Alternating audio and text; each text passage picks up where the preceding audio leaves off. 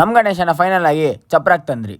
So hello good morning guys. ನಮ್ಮ ಗಣೇಶ ಇರೋದು 11 ಅಡಿ, ಬಟ್ ನಾವು ಚಪ್ರ ಕಟ್ಟಿರೋದು 25 ಅಡಿ. ಏನಕ್ಕೆ ನಮ್ಮ ಡೆಕೋರೇಷನ್ ಮಾಡೋಕ್ಕೆ ಬೇರೆನೇ ಐಡಿಯಾ ಇತ್ತು. ಸೊ ನಾವು ಅದಕ್ಕಂತ ಲೈಟಿಂಗ್ಸ್ ಎಲ್ಲ ತರಿಸಿ ಅದನ್ನೆಲ್ಲ ಸಿಕ್ಬಿಡಿಸಿ ಮಸ್ತಾಗಿ ಲೈಟಿಂಗ್ ಹಾಕಿದ್ರಿ ಅಕ್ಕಪಕ್ಕ.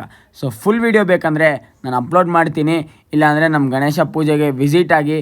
ಸೊ ನಾವು ಇರೋದು ಅಟ್ರಲೈಟಲ್ಲೇ. ಸೊ ಅದನ್ನ ಲೈಟ್ಸ್ ಎಲ್ಲ ಮೇಲೆ ಇಳಿದು ನಾವು ಅದಕ್ಕೆ ಜೂಮರ್ ಹಾಕ್ತಾಯಿದ್ರಿ.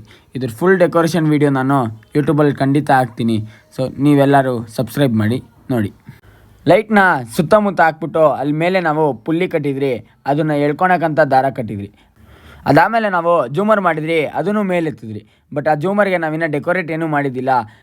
ಸೊ ನಾವು ಸ್ಟಾರ್ಟ್ ಮಾಡಿದ್ದು ನಮ್ಮ ಗಣೇಶಗೆ ಸ್ಟೋನ್ ವರ್ಕು. ಅದು ಮಾಡಿದ ಮೇಲಂತೂ ನಮ್ಮ ಗಣೇಶ ಫುಲ್ ಒಂದು ಕಳೆನೇ ಬಂದುಬಿಡುತ್ತೆ.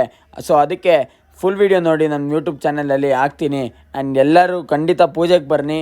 ನಾನು ಲೊಕೇಶನ್ ಹಾಕಿರ್ತೀನಿ ನನ್ನ ಕಮೆಂಟ್ ಬಾಕ್ಸಲ್ಲಿ. ಸ್ಟೋನ್ ವರ್ಕ್ ಮಾಡೋಕ್ಕಂತೂ ಇಡೀ ನೈಟೆಲ್ಲ ಮಾಡಿದ್ದೀರಿ, ಬಟ್ ಅದು ಆಗ್ತಾನೇ ಇಲ್ಲ. ಏನಕ್ಕೆ ಸ್ಟೋನ್ ವರ್ಕ್ ಹೆವಿ ಕಷ್ಟ ಆಗುತ್ತೆ. ಒಂದು ಹಾಕಿದ್ರೆ ಒಂದು ಬಿದೋಗುತ್ತೆ, ಇನ್ನೊಂದು ಹಾಕಿದ್ರೆ ಇನ್ನೊಂದು ಬಿದೋಗುತ್ತೆ, ಆ ಥರ ಆಗೋಗುತ್ತೆ. ಬಟ್ ನಾವು ಅಂದರೂ ಟ್ರೈ ಮಾಡಿದ್ರಿ. ಅದಾದಮೇಲೆ ನಾವು ಜೂಮರ್ ಹೊಸದೇ ತಂದುಬಿಟ್ರಿ ಬೇಡ ಅಂತ.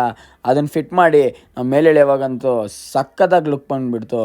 ಈ ಜೂಮರ್ ಎಲ್ಲಿ ತೊಗೊಂಡಿದ್ದೆ ಅಂದರೆ ನಾನು ಕಮೆಂಟ್ ಬಾಕ್ಸಲ್ಲಿ ಕೇಳಿ ನಾನು ಲೊಕೇಶನ್ ಹಾಕಿರ್ತೀನಿ ಅದ್ರದ್ದು. ಆ್ಯಂಡ್ ಅದನ್ನ ಮೇಲೆ ಎಳೆಯುವಾಗಂತೂ ಸಖತ್ ಜನ ಇದ್ದರು, ಬಿಕಾಸ್ ಅದು ಹೆವಿ ವೆಯ್ಟ್ ಇತ್ತು. ಅದು ಹಾಕಿದ್ಮೇಲಂತೂ ಕಲೆನೇ ಬಂದುಬಿಡ್ತು. ಸೊ ಓಕೆ ಗಾಯ್ಸ್, ನೆಕ್ಸ್ಟ್ ಬ್ಲಾಗಲ್ಲಿ ಸಿಗೋಣ.